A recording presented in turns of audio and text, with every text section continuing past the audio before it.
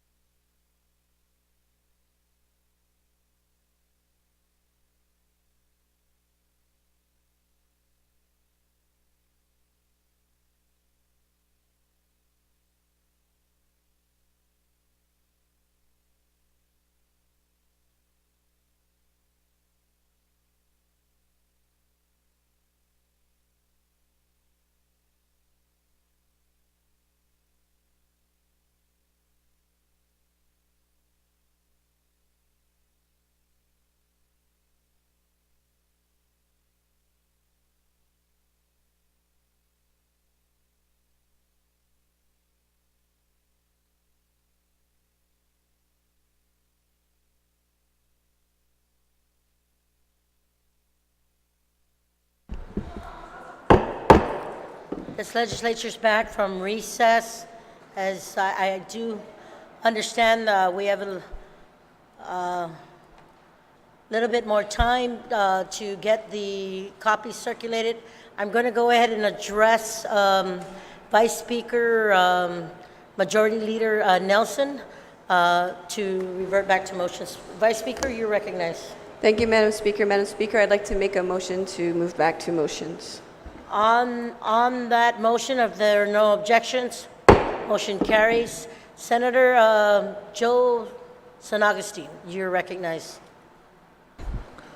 Madam Speaker, notwithstanding the House rules from the Committee on General Government Operations, Appropriation, and Housing, I move to place nomination of Alice M. Tyrone to serve as President of the Guam Housing Corporation on the session agenda. On that motion, are there any objections? No objections, motion carries. 42. Madam Speaker, I move to place nomination of Alice M. Tyrone to serve as President of the Guam Housing Corporation with recommends to do confirm on the voting file. On that motion, without any objection, motion carries. Thank you very much. Senator Pito Terlahi on Bill 42 to put on the agenda. Do you have his motion?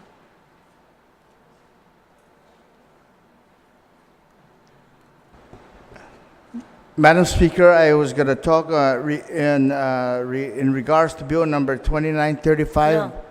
So No, you need to move Bill 42 regarding the, no, I'll give it to you, sir. sorry about that.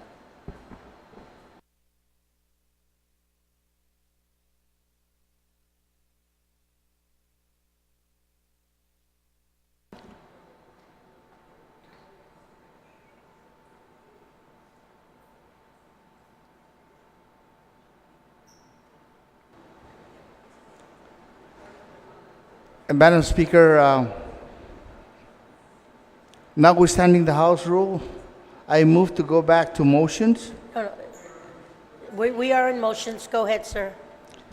Madam Speaker, notwithstanding the House rules, I move to place Bill number 4235 CRR as amended by the Committee on Public Safety, Border Security, Military and Veterans Affairs, Mayor's Council of Guam, Infrastructure and Public Transit, an act to grant administrative jurisdiction of a 2-acre portion of Parcel 5109-R2 in the municipality of Tamuning to the Guam Regional Transit Authority on the session agenda. On that motion, are there any objections? No objections, motion carries. We'll go ahead and take a moment's recess.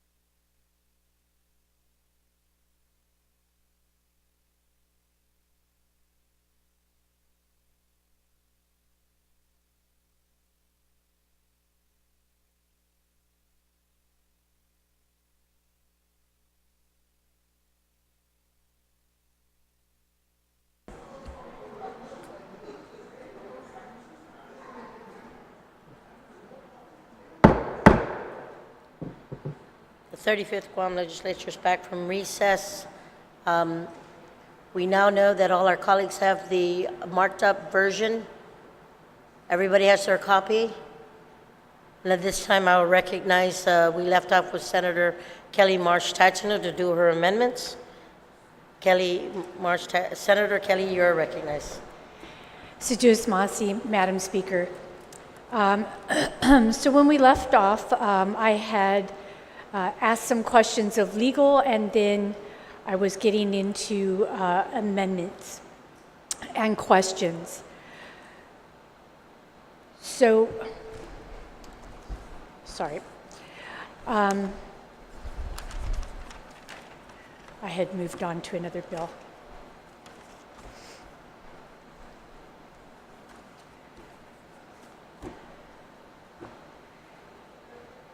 So for the questions, on page 3, line 19,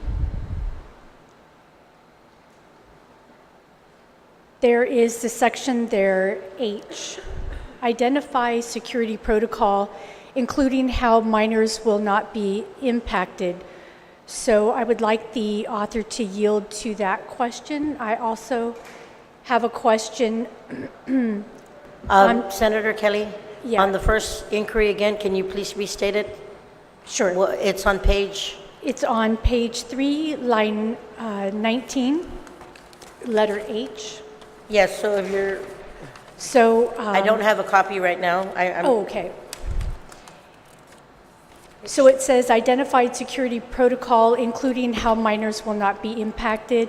One of the questions I'd like to have the author yield to is to explain what that means and but clarify that it doesn't seem to be a complete idea, I don't think.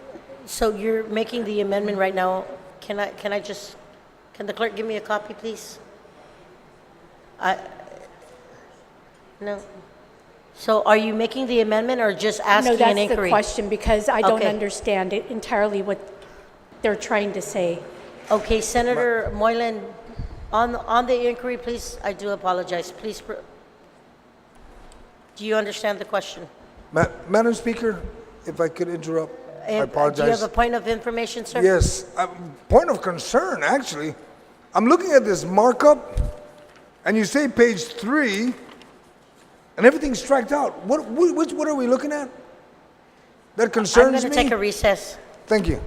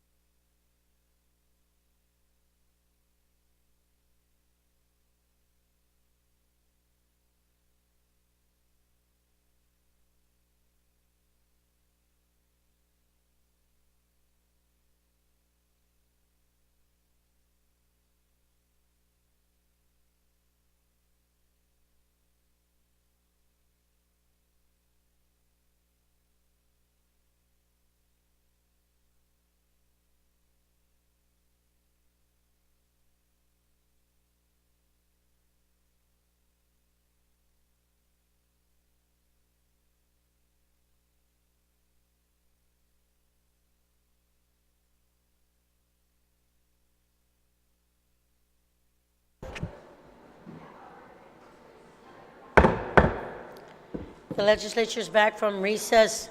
On the point of information, Senator Joseph Augustine, I'm going to recognize you again. Madam Speaker, notwithstanding the House rules, I ask that, make a motion that we go back to motion so that I can make a motion that we adopt or accept the markup version of Bill 29-35, and then we can continue in discussion on the second reading. On that motion, are there any objections? No objections, motion carries. Do you have a point of information, Senator Torres, or on Senator Kelly has?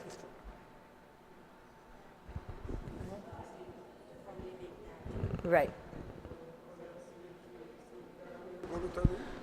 Yeah, point of order, Madam Speaker. We still have to, if this is the bill that we will discuss, the sponsor of the bill will still have to move it to the third reading. Yes, that's exactly what I'm going to do next. Senator Moylan, you're recognized. Thank you, Madam Speaker. So I'm supposing I need to make the motion to bring this to The third reading for discussion. for discussion, Madam Speaker. On that motion,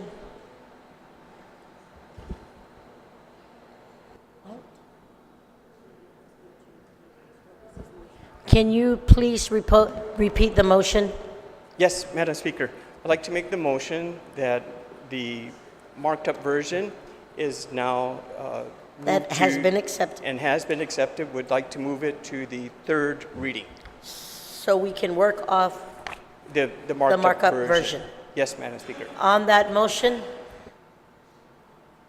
Vice Speaker Nelson, you are recognized. Objection, Madam Speaker. This is completely different. This amended version is completely different from the original bill as submitted when heard in the public hearing. There has been objections. On that motion, all those in favor for Senator Moylan's motion, please signify by raising your hand. Motion carries.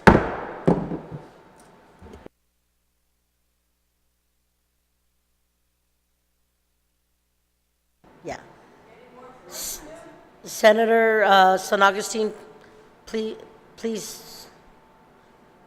motion to go back to second reading file. I mean, Third reading, we're in discussion, for right? discussion. Madam Speaker, if my colleagues, the original intent of the bill, I'm not going to keep returning back to it because it's going to confuse everybody. But number one, it was for the mayors to write the rules and regulations. Hold on. We're going to discuss the bill or no? No, I'm sorry, Senator San Augustine, you had a point of information. We just moved the acceptance to move it for third reading, so I need you to bring us back. Okay, I apologize, Madam Speaker. If we motion to go back to second reading so we can discuss the bill? Yes. Thank you. On that motion, motion carries.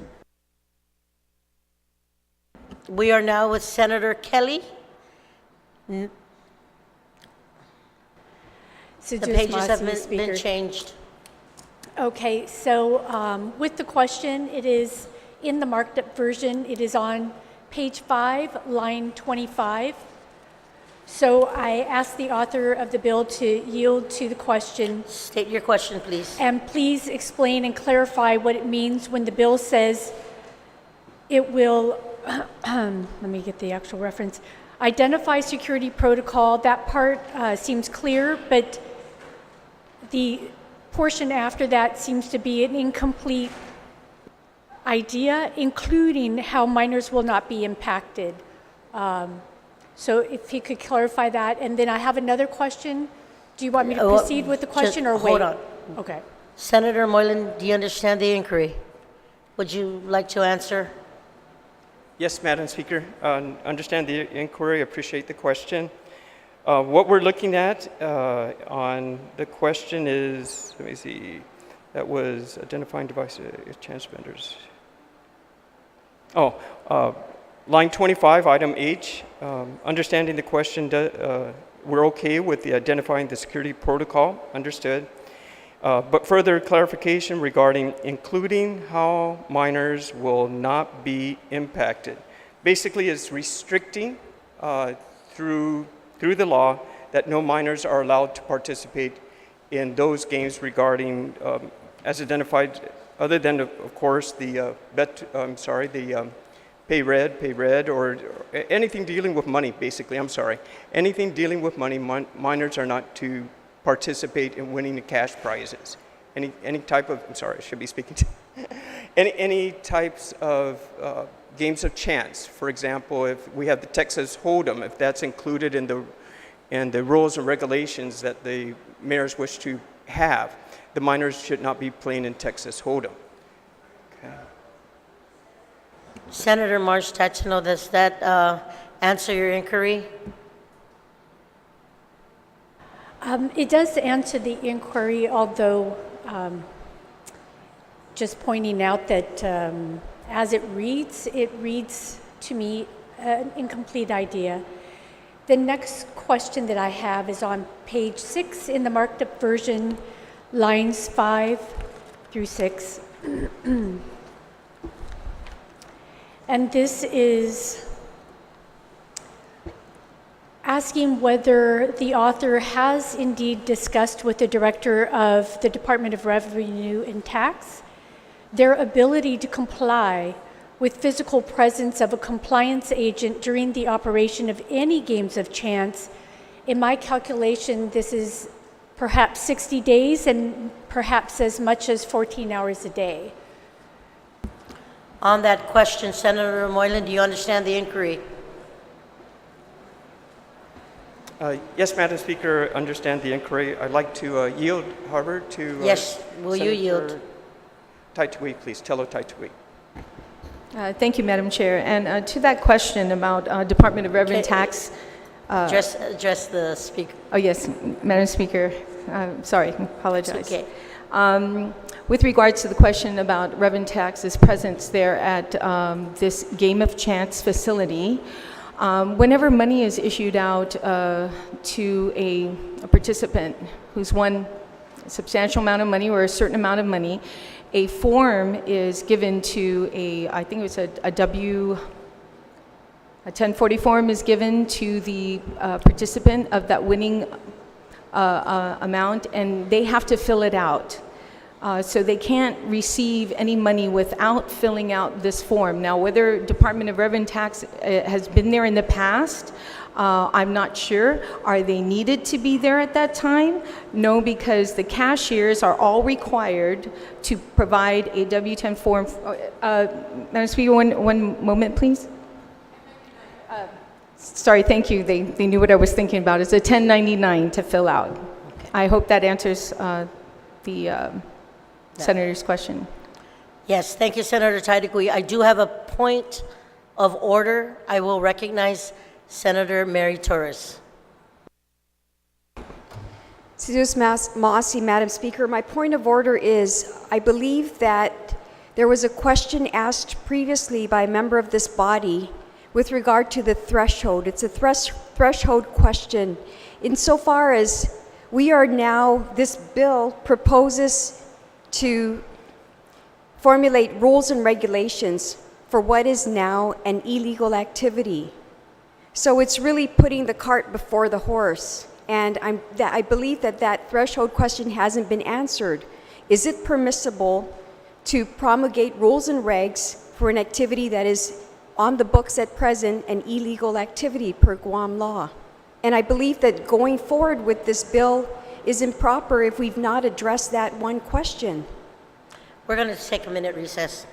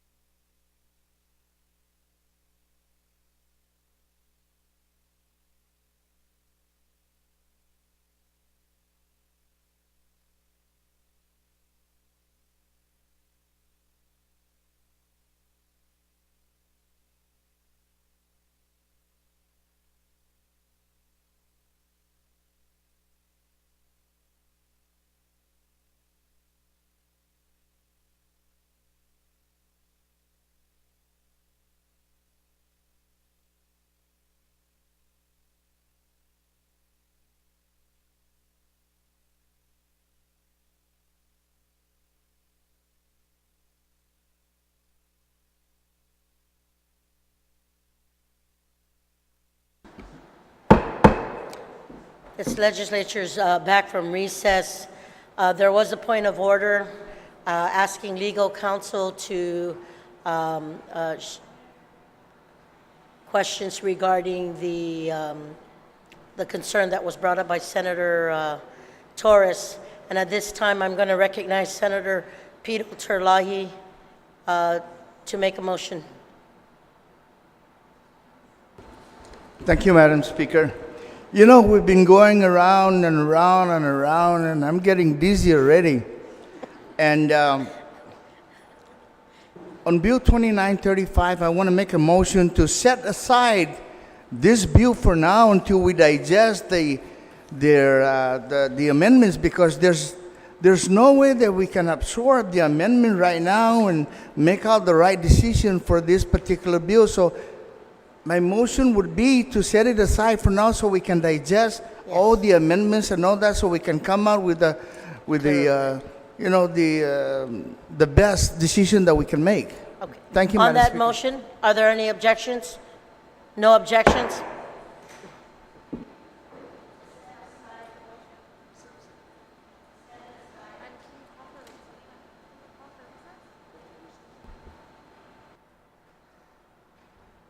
I will take another moment recess to reorganize the... Vice Speaker Nelson.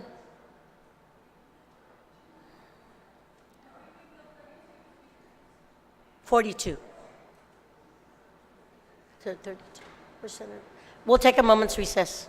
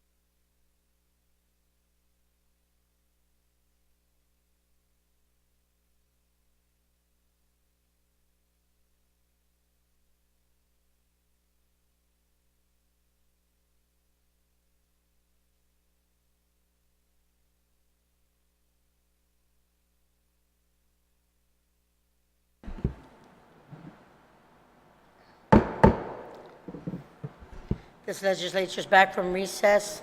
At this time, I will recognize Senator Clint Rigel. Thank you, Madam Speaker. I move that we place Bill 32-35 to the third reading file and discuss it. 32-35 COR, COR, yes. as amended. As amended, yes. On that motion, please proceed.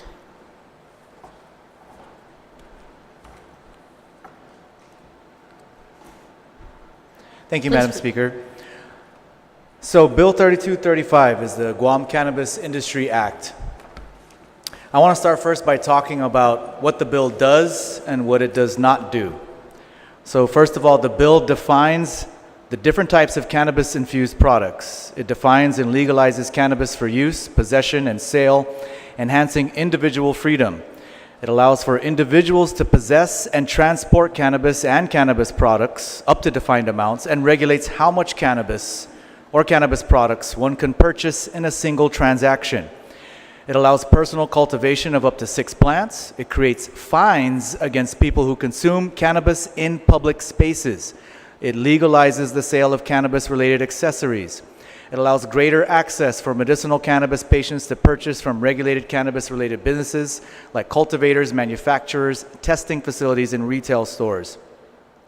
It defines and legalizes the functions among various cannabis businesses, cannabis retail stores, cannabis cultivation facilities, cannabis product manufacturing facilities, and cannabis testing facilities. It creates a qualified Cannabis Control Board of stakeholders who can then regulate and oversee the enforcement of laws regarding adult use cannabis. It requires the Cannabis Control Board to promulgate rules for cannabis business registration and qualifications, the implementation of seed-to-sale tracking of cannabis, and labeling and packaging of cannabis. It restricts individuals under the age of 21 from cultivating, selling, purchasing, or consuming cannabis or cannabis products. And it creates a 15% excise tax on top of the gross receipts tax to generate revenues from legitimate tax-paying cannabis businesses that would be used to support various public services. What it does not do, the bill does not address banking for cannabis businesses, but options for transactions include cryptocurrency, cash, and potentially credit unions and finance centers, as has been the case in other jurisdictions who have already legalized adult use cannabis. It does not impose taxes on medicinal cannabis users who wish to buy their cannabis from a retailer. It does not promulgate rules and regulations. This power is given to the Cannabis Control Board under this bill. It does not decriminalize the importation or exportation of cannabis to and from other jurisdictions where such activity is legal.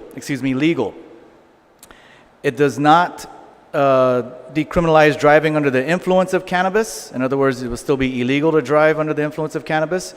It does not decriminalize spice or other synthetic cannabis. This law only applies to all parts of the plants of the genus cannabis. It does not restrict employers from creating their own workplace policies regarding cannabis use in the workplace. It does not decriminalize the sale of cannabis or cannabis products unless by a registered cannabis business. It does not dictate how revenue generated from the excise tax on cannabis will be allocated. That's something that I think we should wait for until revenues actually come in before we start appropriating. It does not allow cannabis to be purchased using the government funds deposited to the Cannabis Control Board. It does not allow for the Cannabis Control Board to further regulate homegrown cultivation. Those are the do's and don'ts of this bill.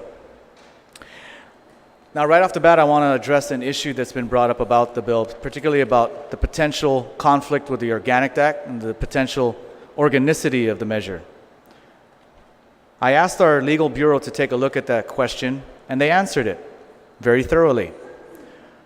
In short, their answer is that Bill 3235 is arguably not preempted by the Federal Controlled Substances Act because Congress did not intend to occupy the entire field of controlled substance regulation.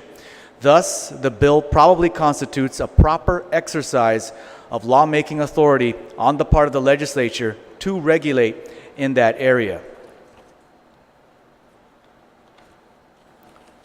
Our legal bureau also found that it arguably does not violate the Guam Organic Act, and thus it probably constitutes a proper exercise of the legislature's authority under 48 U.S.C. Section 1423A.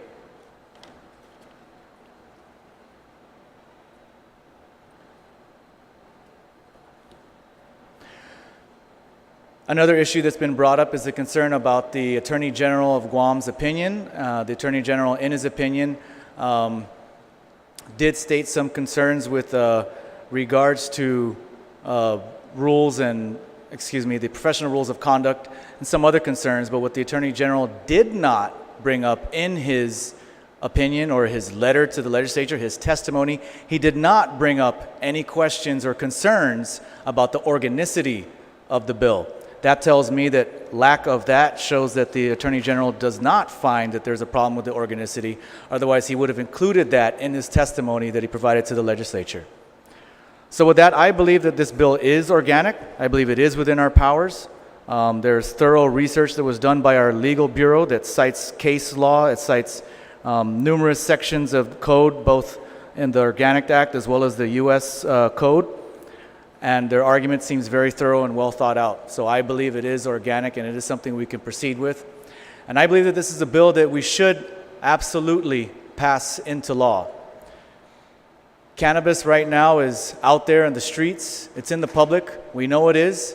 but we turn a blind eye to it. We pretend it's not there. We think it's going to go away. We think that keeping it illegal is keeping it off the streets. It's actually allowing it to perpetuate in the streets, in the back alleys, and in the seedy areas. It's allowing for criminalization to continue. It's allowing for drug dealers to make money off of this product because it is illegal.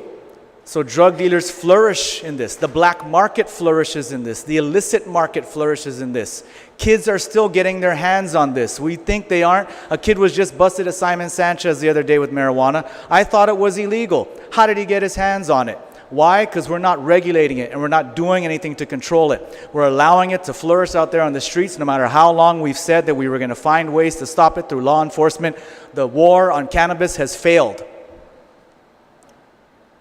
Prohibition has failed numerous times. Prohibition of alcohol failed in the United States when they tried it back in the 1930s. Failed so miserably that the 18th Amendment is the only amendment to the Constitution that's been repealed. That's how bad of an amendment it was. That's how bad prohibition was. Prohibition was an absolute failure in the United States. Prohibition of alcohol. And in that same vein, I believe prohibition of cannabis is also a failure. We're beginning to see the scales tip. The United States currently, there are 34 states that have legalized it, or 33, fourth one, or 33, 34, somewhere around there. It's a majority of states that have legalized it in some form or fashion. Now, I know the number that have legalized it for adult use, that's 10. 10 states have legalized it for adult use already, and one more jurisdiction, namely the nation's capital, Washington, D.C., the very seat of the federal government's power, they've legalized it for adult use as well.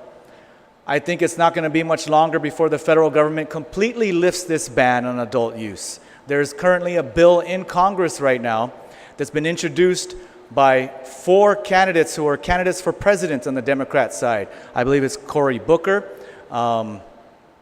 Elizabeth Warren, one other candidate I can't remember off the top of my head, and Bernie Sanders.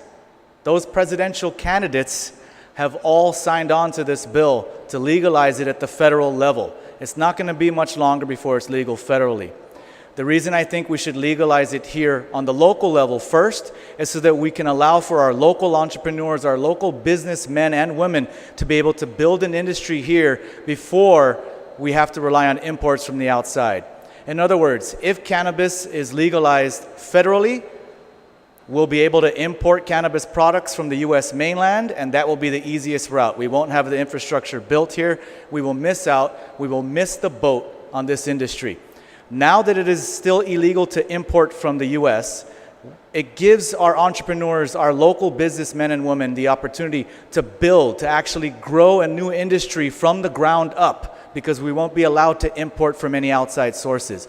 Once that is built from the ground up, the cultivation facilities, the manufacturing facilities, the retail sales, then we'll have a true industry, homegrown industry, built from the ground up here on our very own island. And we won't have to rely on imports. Once the federal ban is lifted, sure, there may be some imports, but those imports will become part of a niche market.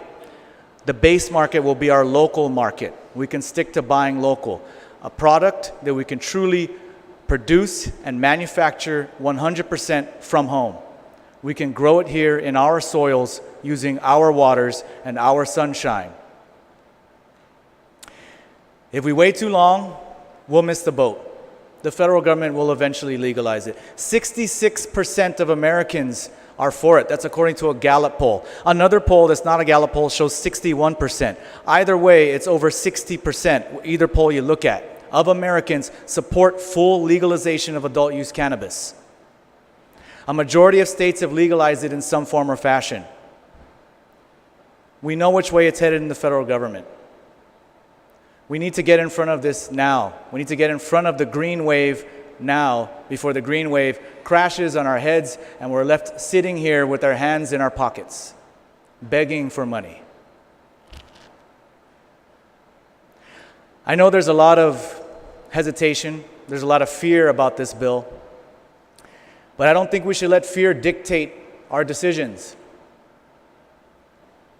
I don't think we should let Irrational fears dictate our decisions. We should base our decisions on good, sound logic and reason. That's what we are here to do. I've also heard some talk about people who want to send the bill to a referendum. That's not what we were elected to do. We were elected to pass bills, not pass the buck. Voters elected us to enact this type of legislation. Voters elected us to vote on legislation and decide up or down whether or not we want it, not to pass it back to the voters. What did they vote for us for then? Let's just put everything to a referendum. Let's put the carnival to the referendum. Carnival gaming, let's put everything to the referendum. We were elected to vote. Let's vote on this bill. Let's not send it to a referendum. Let's not send it back to committee and hide behind the committee. The committee has put the bill out to the floor to let the body decide and let the will of the body reign. Thank you, Madam Speaker. You're welcome, Senator Rangel. On the main motion, anyone wishing to speak on the main motion?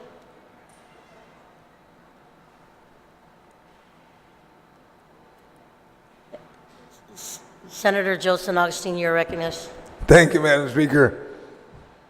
Thank you to the author of the bill that I just coincidentally happened to co-sponsor. My colleagues, my only concern, I'm hoping the author would yield to this. I understand our legal bureau says it's okay. We expect our legal bureau to say that. That's who we employ. My concern is, in the absence of an Attorney General's opinion, I remind my colleagues, like we've done in the past, when you introduce a bill that conflicts with a federal statute, we'd always remind ourselves, and we always keep telling ourselves, it's inorganic, it's organic. Hello, the Organic Act was created by federal statute. So my question is, because marijuana is a federal law that states it's illegal, I would just like to ask if the author would yield, do we have a Attorney General's opinion? And if we don't have, I have sent a letter to him, asking for one. The next one. I will ask Senator San Thank you. Augustine. Senator Rangel, would you like to yield to the question? Yes, Madam Speaker, I yield to the question. I believe that the Attorney General has issued an opinion. That's exactly what his testimony was. His testimony was him reviewing the bill as to form and providing any concerns that he might have with the measure. And he provided that testimony to us. And in that testimony, there is nothing in it about it being inorganic or anything about not allowing us to be able to proceed with the bill because of its organicity. In addition to that, he actually says in it that he leaves it up to the legislature to decide. He doesn't want to weigh in on whether he agrees or disagrees with the measure. He just says these are the concerns he has, and he leaves it up to us to decide. So that's my answer. Senator Rangel. Senator San Augustine, does that answer your inquiry?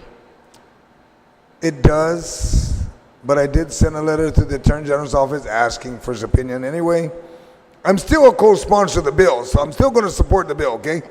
But I just wanted to make sure that it's so recorded that on many occasions, if you don't ask the Attorney General for their opinion specifically, they could show up at any public hearing and speak, but not necessarily provide an official Attorney General's opinion. And they've done it in the past, so that's nothing new. The second thing I have, Madam Speaker, is during the special economic session a couple of days ago, GVB requested that they be allowed to conduct a tourism impact study or an economic impact study. I'd like to ask the author if he would be in support of that and that we can find a way to make that part of this bill when we would hope the bill would pass. Senator San Augustine, is that in inquiry form? Yes, ma'am. It's for the author. Would you like to yield, Senator Rangel?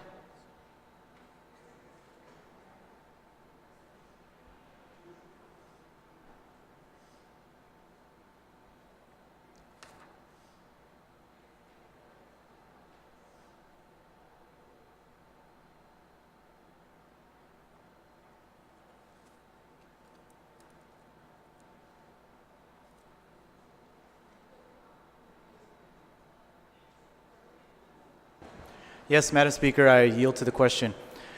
It is my understanding that there are some of my colleagues who are working on some amendments that may address that issue and allow for GBB to be able to have some sort of impact study added into the measure. So I haven't seen the amendments, but I am definitely open to that type of amendment. Senator San Augustine, does that suffice? Yes, yes, ma'am. Thank you, Madam Speaker. Thank you, Senator San Augustine. Senator Pito Talahi, on the main motion, you can speak. You're recognized, sir. Thank you, Madam Speaker. You know, I'm almost completed with the research that I want to make legally and illegally. The pros and cons about the effect of marijuana and what it can do. And let me just say a little story here. I know we're talking about legalities and all that, and I'm not in the position to say it's inorganic or organic. And I know that one thing that might push this legislation to be approved by all of us is that, let me just say a little story about an issue, not an issue, but a story behind some of my experience during my lifetime. For one, I don't smoke marijuana. I don't even smoke cigarette. Dananga ta besanga na. An istatabaw gi policeman. At mam na tempo anay guwahu mo manenia mo na i-direksyon ni Narcotics Division. Humanaw ju pa Washington DC muskwela ju 4 meses. Edun diskuti. Ihafa sinya afa marijuana sinya defekta un taw-taw. Pes matuju magigwahay firirat basanganyo na esti na simidza esti na chongkoy marijuana gua minaulag niya gua binabana. Jay binaulag na marijuana nanggat sa baisanga na. Anay malango si tatao 10 anos bed reading si tatao 10 anos. Esti magahit. Pesguaha si tatao na gumaychinun gitatalon na gidagam na todo taigwinya na dinangkuro sa eji magan besor na. Pes sigya ugwaduk after manu pabejuda si tatao nejo na chenut. Pes masangan nejo na esti ihu I marijuana na Jangin malago na puna magong ichano tatamo. Chuli ihagun marijuana zon lumuk. Disperse di munadan un lumuk. Na maipi I landan nichuk. Zon na danna zon pega guato. Dikaro chogu izo. Ti amamam na tempo. Humano ito na tiyan. Pesastigi na ino sa poputisti sa uli minaulik niya. Unggang guaha, several years ago, ane muskwakiladzo. They tell me that there's 300 ingredients in that one particular, what we call tetrahydrocannabinol, which is known as THC, the active ingredients of marijuana, na 300 ginahana iji tetrahydrocannabinol. Za tila mitatabia matungo hafasina afecta un tau-tau na usay zo. Bago na tempo, mais de 20 anos, basoda na mais de 1,100 na ingredients gi marijuana. Gimaagan the active ingredients of marijuana. Jumagang THC. Lo iminaulang na no gigiazo no supoputisti sa megay tauto na igwaha ejiti malago na pumapasas din na biyosa no lagna na tizana na mali sa inaplasa tizana no mali sti marijuana. And let me just say that Though marijuana produces tolerance, it does produces tolerance. Lo taza indikasyon na jangin sumupa marijuana, todi man marirista paga na tempo, ti mega hungong man marirista put manusupa marijuana. Mega hungong man marirista put eji maagang ice, ay ti ice keki ice. Mega hungong, jaizo na naliliku, maila jata sige at sumuni kesti. Our previous speaker, Senator San Augustine, mentioned that probably the Attorney General hasn't come out with a clear clarification of whether or not it's organic or inorganic. Logo leliko, tiun mas kabalis na dokumento ki ST presenta si Senator Rejao. Jangin taatan sti kabales na sti. Baysangan na kabales na sti. Na biyo kaji man ma fatitin sa Amerika. Todo do. Asangan sti na biyo. Jabe mumomji jo ma pasa jata convince tau-tautan na mauli kambi sti na biyo. Mungahin mo na falofan sti. I'm not supporting this bill because it's going to bring some fruition, economic upgrade in our economy and all that. No, I'm supporting this bill because guahasya gitaw-tautan. Manahano para Colorado sa manmasangani na estigi i marijuana sina maregla siya iputin niya. Zabigya ti Colorado mananogi. Bigyan man malangon na ti masusungon iputin niya. Dito naman na, pos maila jata nagwahas ti prafa, di sige man manggasta po fanano pa lagu, jangin sina tatsogos ti, jata pasa tatali, amboy jangin baba, gimamayla sa na tempo, jangin baba yung marijuana na sina hampi ta birad halong guni tatana para. Pos maila jata tsagi minalik, sizmasi, Speaker. Hagumas, Senator Terlahi. On the main motion, Senator Sabina, you are recognized on the main motion. Thank you, Madam Speaker. Listening to our committee debate this issue and to the stances of my colleagues, I believe we all agree that we must not legalize marijuana for our youth. Adolescents are especially vulnerable. 1 in 6 adolescent marijuana users develop cannabis use disorder, a well-characterized syndrome involving tolerance, withdrawal, and continued use despite significant associated impairments. However, by legalizing adult-use marijuana, we must acknowledge that there will be a dramatic increase in the use and accessibility of this drug on island.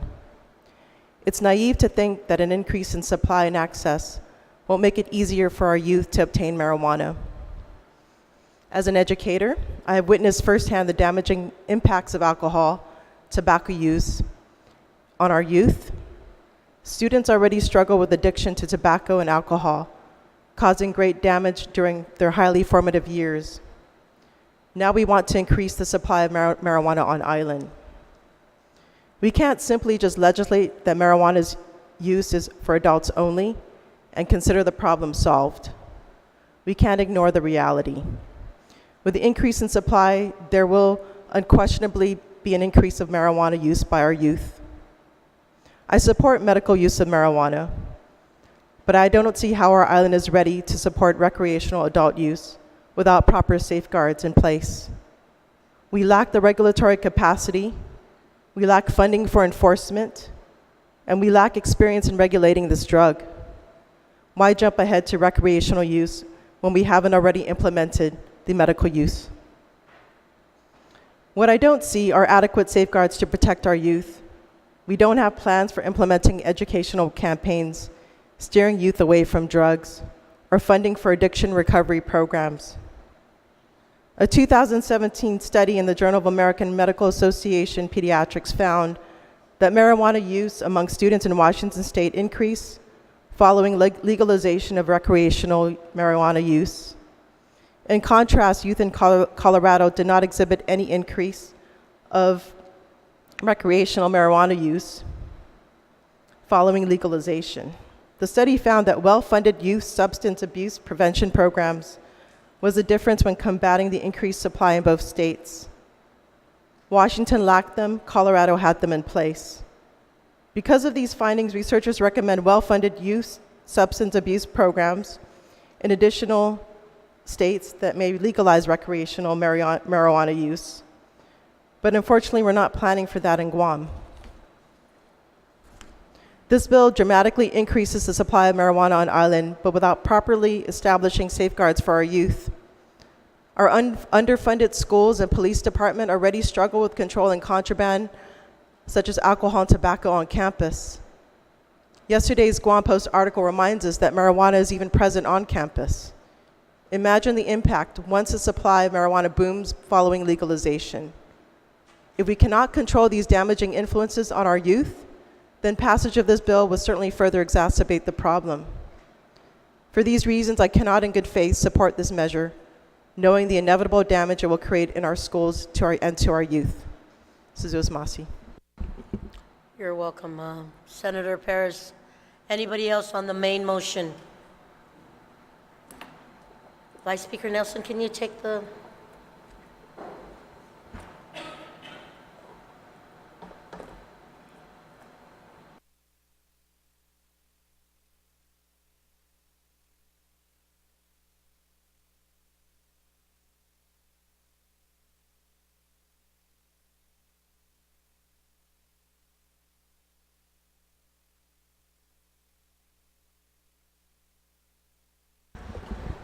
Madam Speaker, you are recognized. Sijos Masi, Madam Speaker, and thank you for giving me the opportunity to speak on this bill 32-35. I understand that there have been some concerns raised about this bill, and the first and most salient point I'd like to make is that the Institution of Medicine of the National Academy of Sciences compiled a report commissioned by Congress examining the potential dangers of cannabis. Included in the report was this statement: there is no conclusive evidence that the drug effects of marijuana are causally linked to the subsequent abuse of other illicit drugs. With regard to the concerns of the Attorney General regarding the banking, he stated that specifically under the current federal laws, banks that accept money known to be proceeds from drug sales may be subject to civil and criminal liability.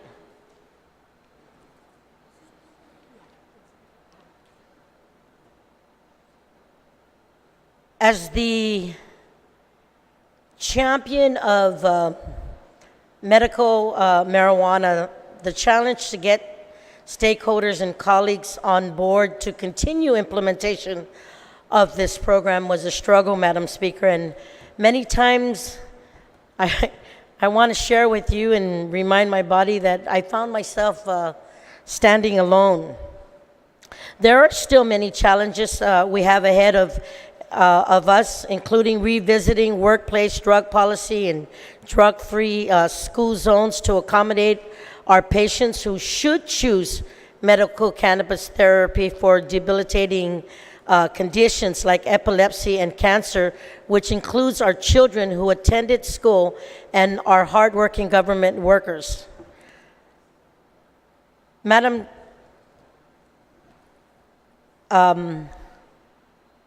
Speaker, the banking, legal guidance, medical guidance continue to be an issue, prohibiting safe access to patients. I met with the Guam Board of Medical Examiners, and we hope to find resolutions to concerns presented by the practitioners soon by sharing education on the federal ruling Conant versus Walters that ensures that the security of their DEA licenses. Banking and legal guidance are next on the list. As leaders, We must ensure that the mandate of our voters is a priority.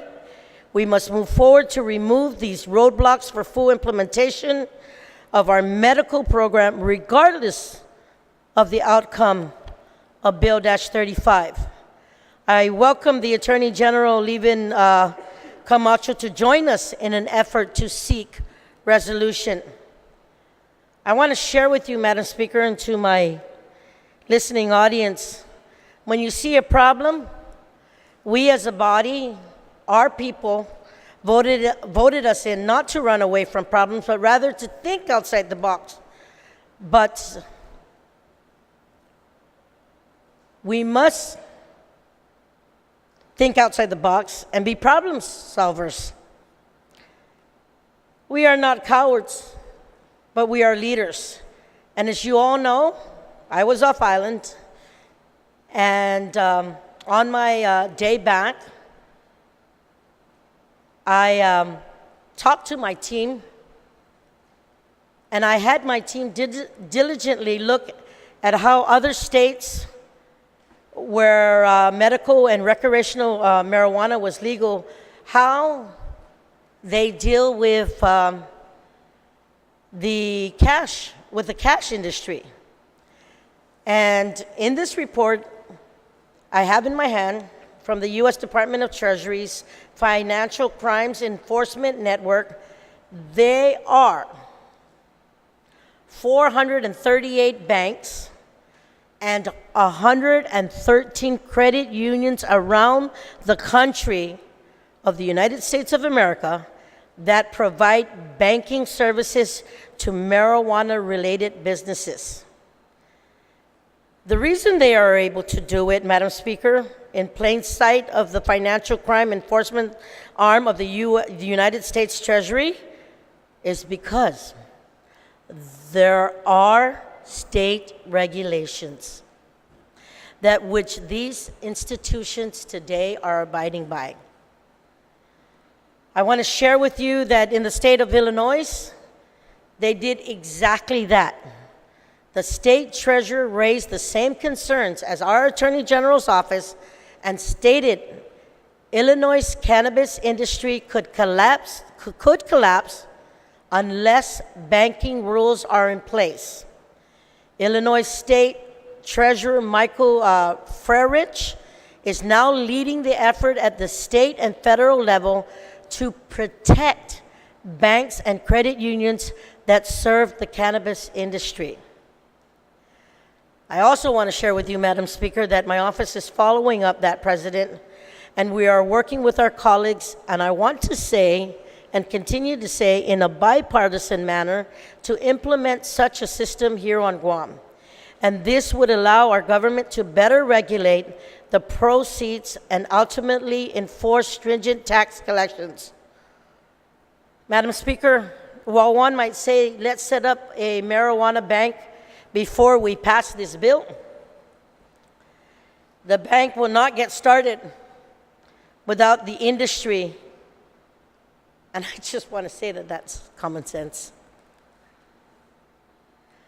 I would also like to add that I have spoken to two firemen, and it was shared to me that with a combined 30 years of firsthand experience, not once have they ever responded to a call that required emergency fire or medic services that stemmed from marijuana use.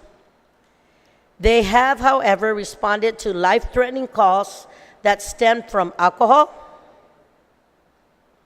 crystal meth that we call ice, and heroin. It's not like we are the first district that would legalize recreational adult use marijuana. Most importantly, nowhere in this bill does it allow that those under the age of 21 is to use this plant.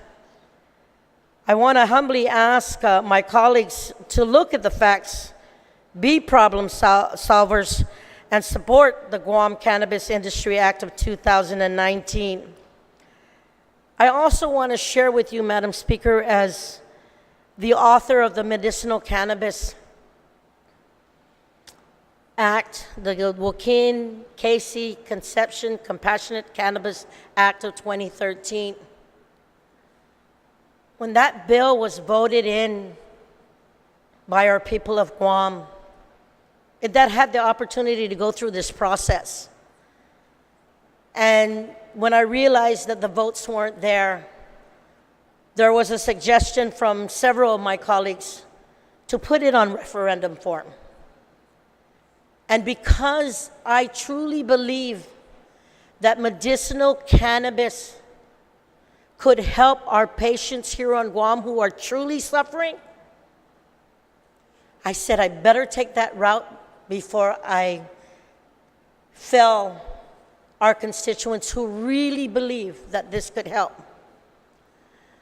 When the family of a loved one, a young child who had epilepsy, came to my office and talked to me about medical cannabis, I said I will continue the fight.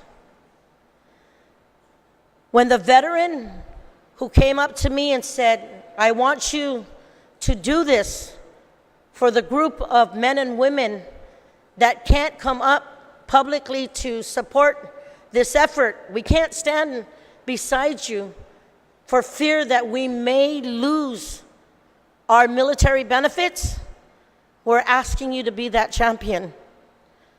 Madam Speaker, I said I was already going to lose the election if I even attempted to try and really fight hard for it.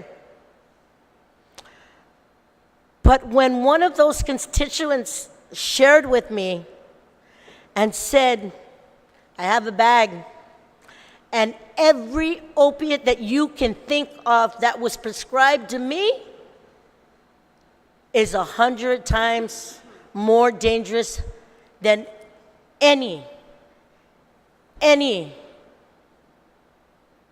medicinal plant that could be out there.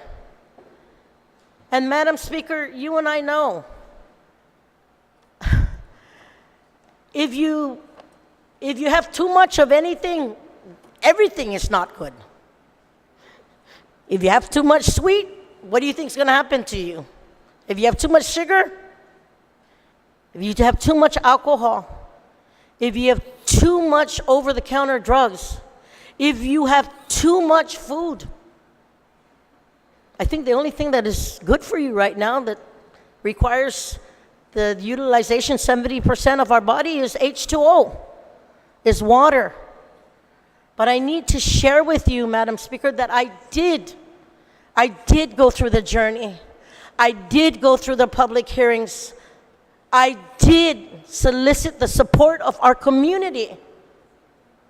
And when I knew that I couldn't get the votes, I sent it, and our colleagues at that time said, we will give you the opportunity to have our people vote.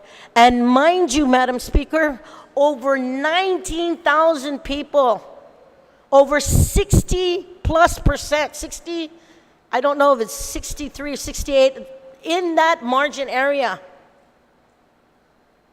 supported the use of cannabis. Madam Speaker, 4 years later, 5 years come this November, and the implementation is still not there. But I must thank this administration for stepping up to the plate and being open-minded and working with the different government of Guam agencies to get the medical component through so that our patients who are truly suffering can get that help. That family who had the loved one with epilepsy, that they can bring their child back with the spouse to come home so they can get that remedy here and not have to be separated and stay off island. And yes, there are going to be more, but I ask my colleagues to at least be open-minded to say, build it and they will come. If there are any changes that need to better the law or to repeal if it's not working, then we can always come back. So again, Madam Speaker, we've already done the first component. Our brothers and sisters in CNMI have already beat us to the punch and did adult use recreation. And you know, that's neither here or there, but for me, for all those patients out there, the thousands and thousands of patients, we're ranked #1 in as far as cardiac and cancer. Give those patients the opportunity to use cannabis for their for their medicinal relief. Undangkol na si Zeus Masi, Madam Speaker, for giving me the opportunity to speak on this measure. And again, I'm open to any opportunity and to continue to work with my colleagues, but ask them to help support this measure. Sana Masi. Si Zeus Masi, Madam Speaker.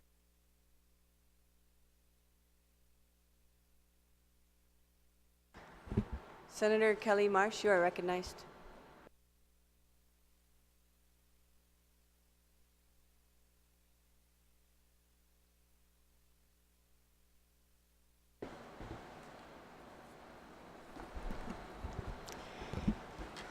Saina Maasi, On the motion, Senator Taitanu, you are recognized. Saina Maasi, Madam Speaker.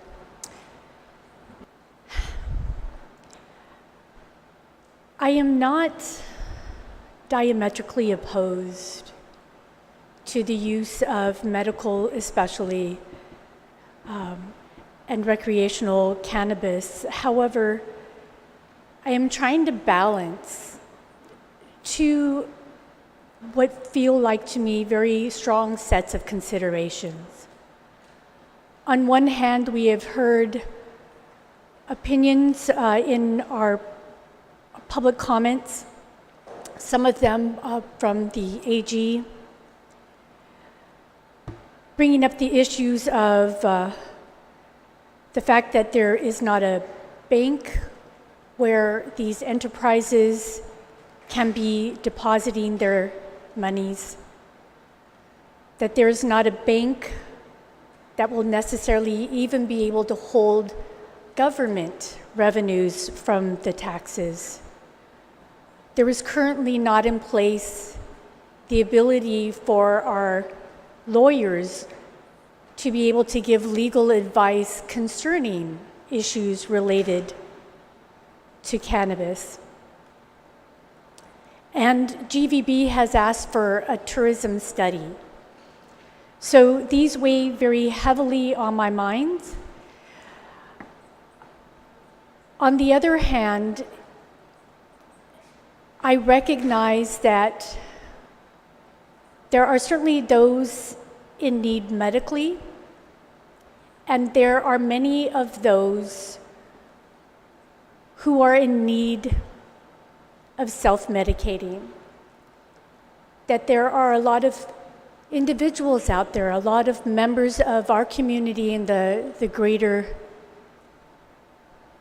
community of the nation and elsewhere,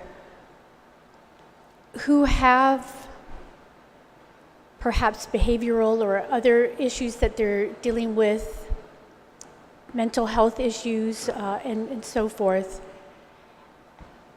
and that they are self-medicating.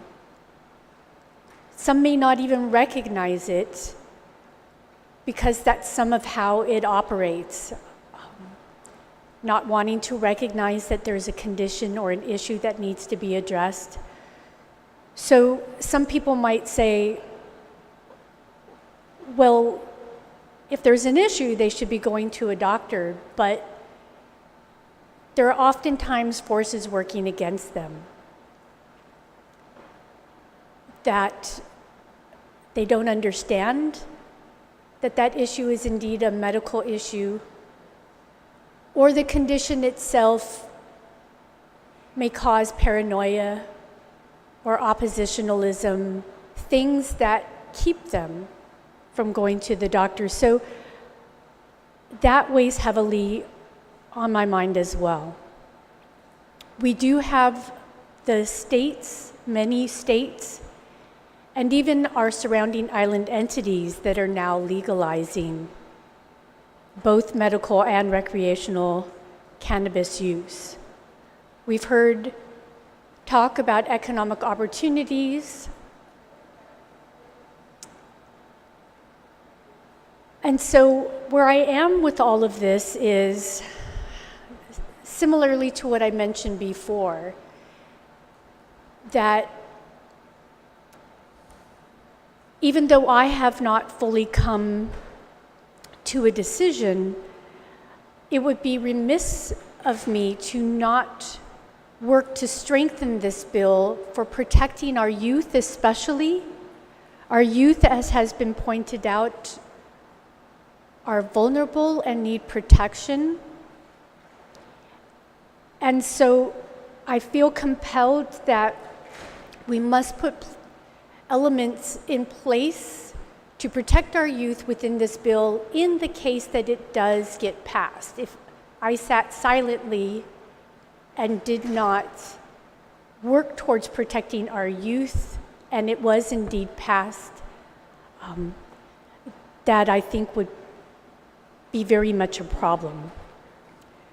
So with that, I have several amendments that I am putting forward for consideration. The first I'd like to look at, and it should have been passed out to everyone, is the one that looks at line 21 on page 23. And this is to look at the fund that is created from the fines that will eventually be collected and penalties, and to put aside 10% of all of those funds that they shall be used by the Guam Behavioral Health and Wellness Center for cannabis prevention and education programs for both the general population and especially for youth.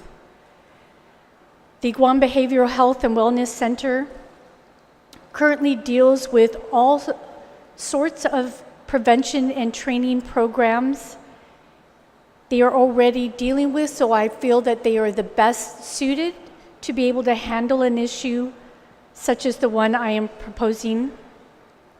They already deal with substance abuse prevention skills training. They already deal with substance abuse awareness for a drug-free workplace. They work with training for supervisors, employees. They work with programs such as basic tobacco intervention skills and training.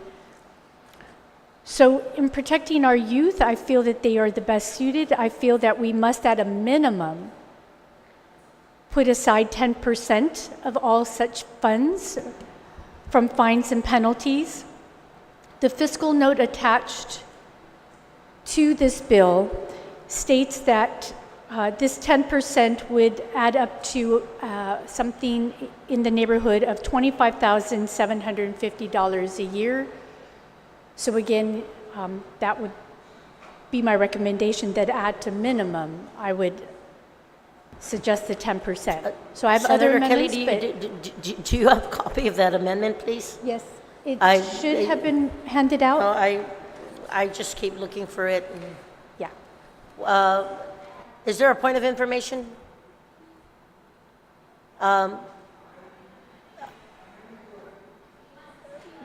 Yes, but we need a copy of the amendment.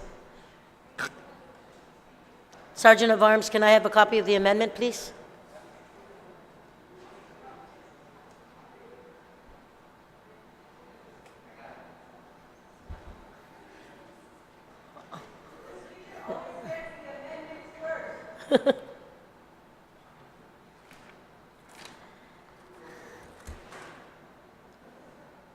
On the First Amendment, there is Senator Joseph Augustine. You are recognized on the amendment.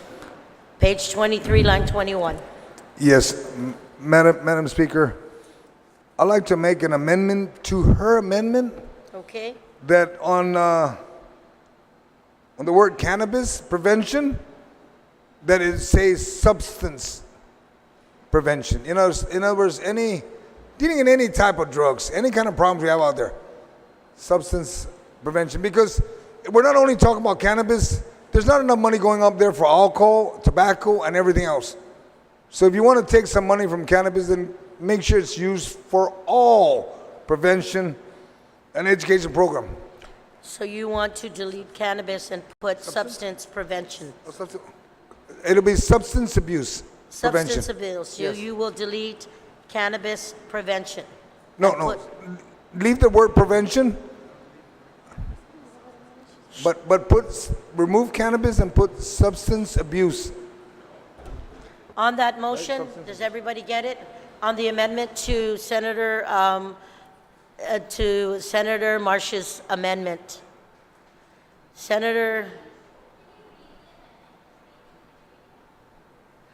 The amendment, can you read? Yeah, I'll read it again. Expenditures of the fund shall be by appropriation from ES Les Torre Guahan, except that 10% of all funds shall be used by the Guam Behavioral Health and Wellness Center for cannabis prevention and education programs for both the general population and especially for youth. And there was an amendment to the amendment by Senator Joseph Augustine. We will entertain that amendment to the amendment first. On that amendment to delete cannabis and put substance abuse. On that motion, are there any objections? No objections, motion carries. On the main Marsh Titano amendment, are there anyone else wishing to speak on that? Senator Amanda? You're recognized. On the Titano amendment. Sijis Masi, Madam Speaker. I'd just like to clarify with the mover of the amendment, if this is a fund to specifically protect our youth. Will you? An education program, prevention program for our youth. Will you yield to that, Senator Marsh Titano? Yes. So as is written, it is meant to be both for the general public, the general community, but especially the youth. So there would be a youth focus, but it would not be limited to that because we have a larger community, so to be far more encompassing than that. Senator Shelton, does that suffice, or would you like to make an amendment to the amendment? Well, I think if we're speaking specifically to cannabis and if this bill should pass, then my take from the mover of this amendment is that she'd like an education program specifically on cannabis prevention for our youth. So my amendment to her amendment would be to keep cannabis prevention and education program, but to strike for both the general population and keep cannabis prevention and education programs for youth. We're going to take a moment recess to write out that amendment.